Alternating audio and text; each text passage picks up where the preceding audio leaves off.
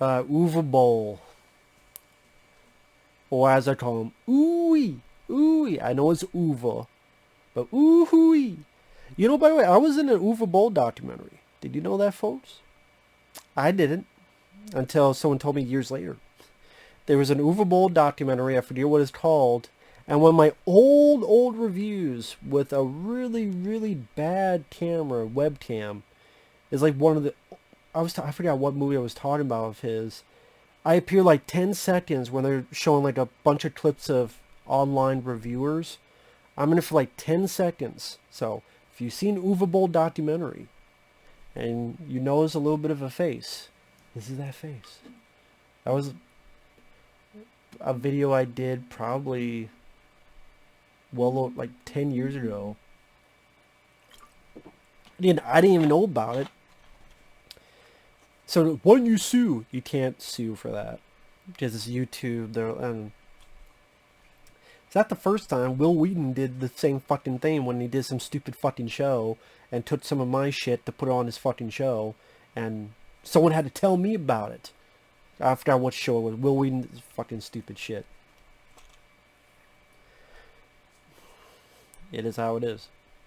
But Uwe Boll, ooh. You know what's sad? This is not even the worst zombie film I've seen. This is not even the worst Uwe Boll film I've seen. And I have, for the past 2 years, I have seen so much worse stuff than this that while this is a rant, because it's not a good movie, it didn't make me that mad watching this again. Because I'm like, well, at least I'm not watching one of Nostalgia Critic's 3-hour movies. At least I'm not watching a Neil Breen movie. At least I'm not watching Feeders or Feeders 2 or Robo Vampire. At least I'm not watching some of that shit. I mean, the movie I reviewed not too long ago, Furry Nights. This $10 looking thing where some stupid kids shoot a furry and a bunch of $5 furries kind of kill people. Just boring as shit. And when I say Uwe Boll, he's done worse films. I think Postal is his worst. I think Alone in the Dark is way worse. I think Far Cry, how he butchered that, is way worse than this. And Uwe Boll has done 2 films I think are okay. An Assault on Wall Street. When I say okay, I mean like maybe like 3 out of 5 star, maybe. They're okay. But I would rather watch this than, like I said, Alone in the Dark, Far Cry, Postal, Tunnel Rats, which was just bleak and grim and dark, as well as that Uwe Boll incompetence. This is bad, but kind of entertaining at times. Although the first half is rather boring. And there's just so many mistakes in this. And what he does at times is almost ambitiously bad. This is like bad, but he gave a shit. Unlike some of the other films. Well, I'd rather watch this than In the Name of the King 1 or 2. With Statham, or 2 with Dolph Lundgren. Because I remember the games. You could make the game into a movie. You know how you do that? You take Hardcore Henry, but instead of being, that's more sci-fi, action, it's an agent going to this house. Maybe it's a routine mission, or so they think. Maybe it's not, and they know what's going on. They have to get some guy, or get some device, or get something from something. It's a tier, whatever. And boom, they're at a house. They're stuck here. They can't leave. There's zombies and there's monsters, and they gotta make it out alive and survive the House of the Dead. You need to have a house in a House of the Dead. There's no house. We have no house. There's an island. There's a shack. But there's no house in a movie called House of the Dead. And your first 5-10 minutes, your lead character tells you everybody but him has died. The movie is his own spoiler. The movie itself should have a spoiler warning. John Lee Cherry, who I liked in Final Destination 2, he's the lead here as Rudy, Rudy. Within like 5-10 minutes, he's like, man, if all those people stayed on the boat, they'd be alive. So you just told everybody you're the only one who's alive. And then spoiler, and the first hour is while Jonathan Cherry's on an island and it's a rave sponsored by Sega. I don't know why the fuck Sega would sponsor a rave on a fucking random island, but apparently they did. Where people dance, including a girl wearing an American flag for clothes. And then a bunch of other people try to get on a boat to get to the rave. They're just behind. They haven't gotten there yet. So they hire Jürgen Prochnow, who's the bad guy in Beverly Hills Cop 2. He was in The Keep. He was in Das Boot as Kirk. So he's Captain Kirk, and people make the joke. Jürgen Prochnow is actually good in this. The lead, along with what I'll get to. And his sidekick is Clint Howard, who's hamming it up, has his yellow rain slicker outfit, ready for him to sell me some Star-Kissed tuna. He's hamming it up like Clint Howard can. And then they get on a boat, they go off, and they're pursued by the Coast Guard led by Ellie Cornell. I'm like, oh, Ellie Cornell. Halloween 4. And then they kill off in Halloween 5 because they're stupid. But she was in Halloween 4. Oh, it was cool to see her again. And this time she gets to use some guns. In Halloween 4, she beat the shit out of Michael Myers with a truck. Here, get to shoot some guns, shoot some zombies. Cool idea. I like Ellie Cornell. And once Jürgen Prochnow and Ellie Cornell, the few times they're together, they actually work well. If those two were the leads and the stars, and then maybe they find a house and they shoot the shit, that would have been a much better movie. But they didn't, and they fucked it up, because Uwe Boll fucked it up. I mean, the first half, other than them going to the island, some people on the island, they're doing their rave, dancing. This couple goes off. One takes off her shirt. Nice titties, topless. Guy gets drunk on the beach, as if it taped on Jaws. But the girl doesn't get tapped. The guy does. And the girl finds her boyfriend, and a zombie's kind of sticking his hand through his stomach. You don't have a lot of gore in the first half. You got titties, but not a lot of gore. Then they get to the island. You don't care about the characters. Like the teens, like you don't care about, there's nothing to care about. They have no personality. There's no development. You know nothing about them. You know that Jonathan Cherry, this one girl is like his ex-girlfriend. That's like all you know. And there's nothing really likable, whether because it's the acting or the way they're written or the way they're directed. Probably the third option. There's just not much to him. Like I said, Jürgen Prochnow, at least he's having fun. There's a point where he's trying to shoot someone, and one of the teens giving him, go do that, telling him what to do. And he's like, what do you think I'm trying to do, you fucking moron? I like the way he said that line. He's pretty badass. Pretty badass. And he felt natural. He didn't feel like he was phoning it in. And then Ellie Cornell, didn't. Being able to stand on her own 2 feet, and she held the gun fairly. I liked her as an actress. I like some of this nostalgia to I remember from Halloween 4. Again, if those two became your 2 leads, that worked out a lot better. Clint Howard gets killed, but you don't really see much. Other people get killed. They find Jonathan Cherry. They find some other people, including the girl, the Asian girl with American flag for her clothes. And of course, she's Asian, so she must know martial arts, which she does. And then you get this 10-minute action scene. And this 10-minute action scene is both, I admire its ambition and astonished by its inadequacy. When I say ambitious, he's a lot of gore during that scene. A lot of gore.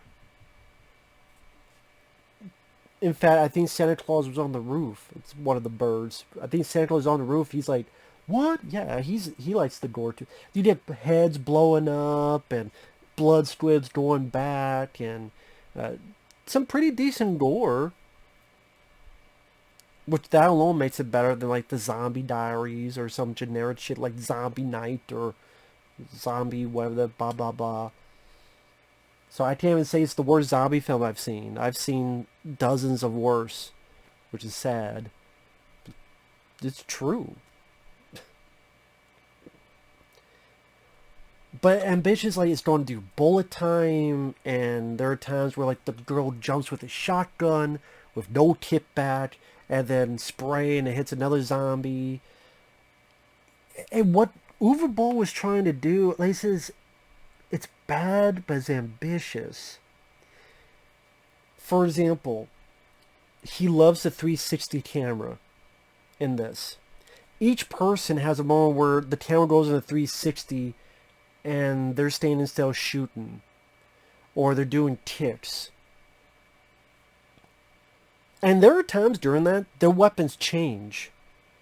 There's a girl with 2 guns that when it goes to the 360 she has a shotgun. Or Ellie Cornell has a rifle. Then when it's doing the 360 she has a pistol. And then when it goes back she has the rifle again. I'm like pistol. 360, now you have a shotgun. I'm like, how does a director not notice this? And of course, I cannot go further without talking about putting actual video game footage into it. Believe it or not, I saw this in the theater back in 2003. Because 2003, I lived near a theater. I saw pretty much any film that come out in the theater. Because why not? And I saw the trailer and I liked the trailer. I always wanted to know what the song in the trailer was. Now there's multiple trailers. The trailer I'm thinking of, I don't even know if I could mimic the song. Breaking out. Boom, ba ba ba ba ba ba ba ba ba ba ba ba ba ba. It's like rap, but not really rap, but it's. I could never find what the hell that song was. And no one else could either. Because you would have people under trailers, what is that song? I don't know. Go figure. Maybe that was just done for the trailer. Because that does happen quite a bit. But even in the theater, I went, well, that's weird. What, video game footage? Either for scene transitions, or even when they're shooting a zombie, if they don't have blood squibs or head explosion, they'll shoot or cut to video game footage of a zombie being shot. And it's a different choice. It's a stylistic choice. That's what I mean by the ambition, but it's weird. And it's off-putting because then it just makes you want to go play the game instead. Like, let me just play the game. Where's my fucking controller? Where's my fucking gun? You know. Which they didn't. They had an arcade at that theater, but it was Time Crisis, not House of the Dead. But I haven't played House of the Dead in a long time, but I remember enjoying it. But yeah, it's such a weird choice. Also, when people die, he'll use the 360 where if someone dies, they'll cut to the person standing up and the camera goes around them and it fades to red. I'm like, what the fuck is he doing? And I sit there and I go, wait a minute. Is he trying to... Oh, I can't make the thing. Is he trying to do the death scenes in Resident Evil, the video games? If you played Resident Evil 1 or 2 or 3 for the PS1, maybe some of the later ones too, when you die, it'll show like your dead body, but then it'll be like a pan and the camera's going in a circle, and then it'll go, you died. Was that what he's trying to do with the pan? And I have to assume, just each time someone dies, to them stand and go, oh, it's just unique. But I guess he's a video game movie, so I gotta put actual clips of the video game. I gotta put a death scene like you would happen if your character died in the video game. And I'm like,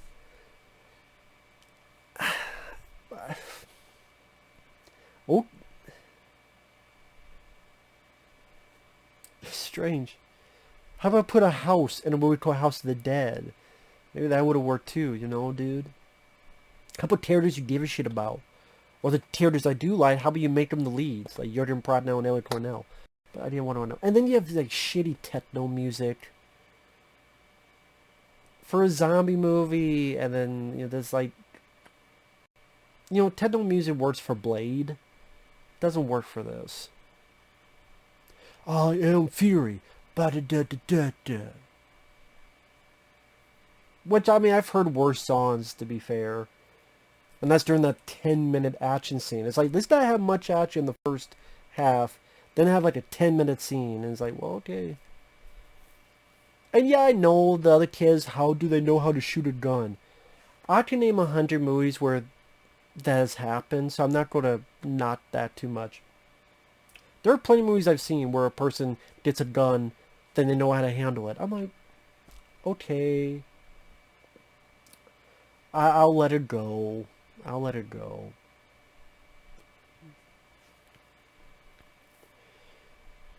And then by then, like, there's a...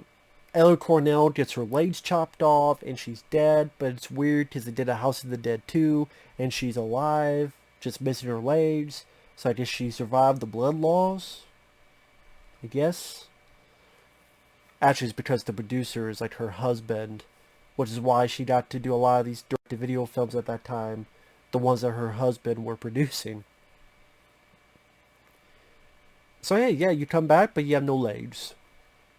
So I guess her character doesn't die, technically, based on the sequel. Jürgen Prochnow been bit, so he goes off with the dynamite, self-sacrifice. They're in this little shack. Yeah, I mean, there's a backstory as to why there's zombies here and what that means and what happened back in the day. I'm not going to go into that because I just don't care to. It's not really worth it. I just find it funny that for the writings, I swear some of it looks like it's printed. So what did the person do? My captain has been killed. So I'm going to a typewriter and I typed all this up. Like, did you have a typewriter in your pocket? Why does this shit look like it's printed? Maybe I'm wrong. Maybe it wasn't. But that's what it looked like to me. It would make sense if it was like a actual notepad. Just, what do they call you? Writing, your pencil, your chicken scratches, whatever. There's these catacombs that maybe the scene could have worked. Because you're kind of behind the character, but to the side, and their arms are with the gun. And they're shooting as they're coming out of the woodwork. That kind of could look like a video game. But even that's ruined because many times they're shooting and it cuts to a video game footage. I hear there's another cut that takes that out. But yeah, I don't know if that would make the film really that much better. Because there's a lot of other issues with it too. Like characters you don't give a fuck about. Not give a shit about the source material. Because I guess in a way this is a prequel to the games. Because at the end, spoiler, you found out that the lead guy is Tyron, who will be like the evil doctor in the games. Like the bad guy in the games. Is your lead in this. And this is how he went mad. This is how he went crazy. Which I guess that's why when the American flag Asian Kung Fu lady, when she dies, the lead guy just stares, and then for like 2 minutes the film rewinds.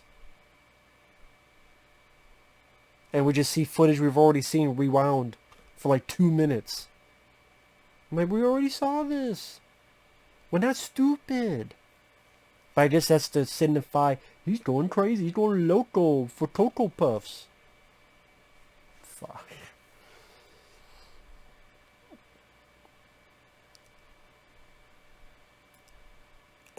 And stupid stuff like this one character going, I'll take care of them. You guys just go.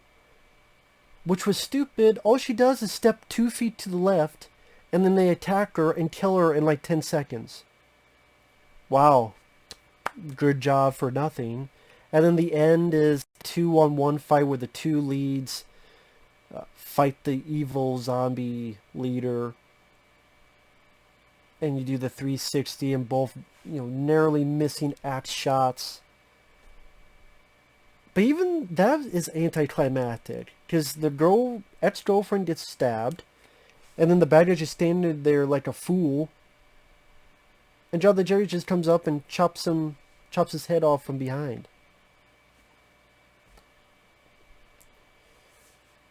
And then Jonathan Cherry is talking like this. And he's going to make sure that his ex-girlfriend lives. He's going to study this. Okay. So it's not even that satisfying of an ending to lead to a sequel, which had no Jonathan Cherry in it. Whether they didn't ask him back, or he's like, fuck this. I don't know. Well, I don't even think his characters in the... Whatever, don't fucking matter, man.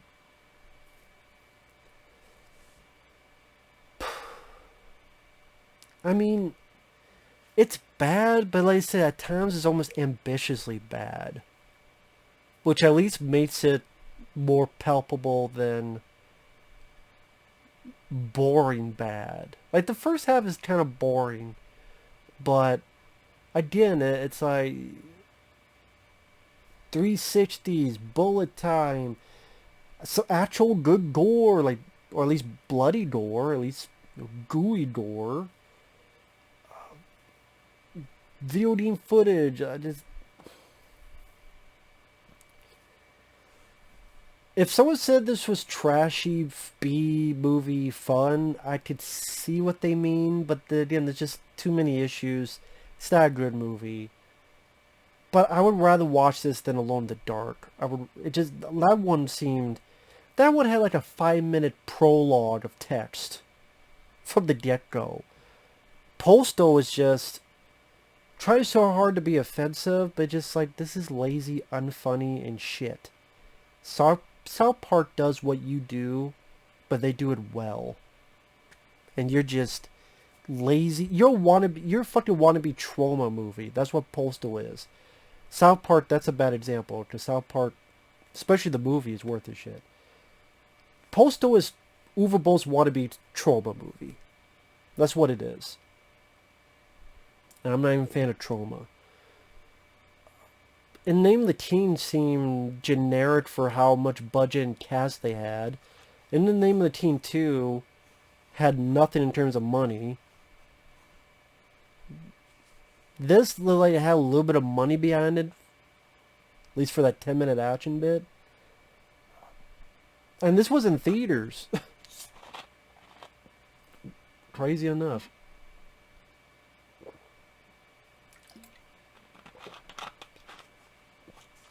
So, it's a bad... Can I sit here and say it's one of the worst films of all time? I could name 100 movies worse.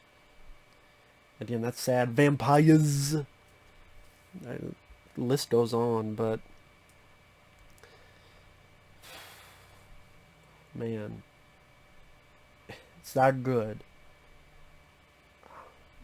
But once in a while, there's a little bit of a bad movie charm trying to leak through. So, take that for what you will. With that said, thanks for watching. Take care. We'll see you guys later. Bye-bye.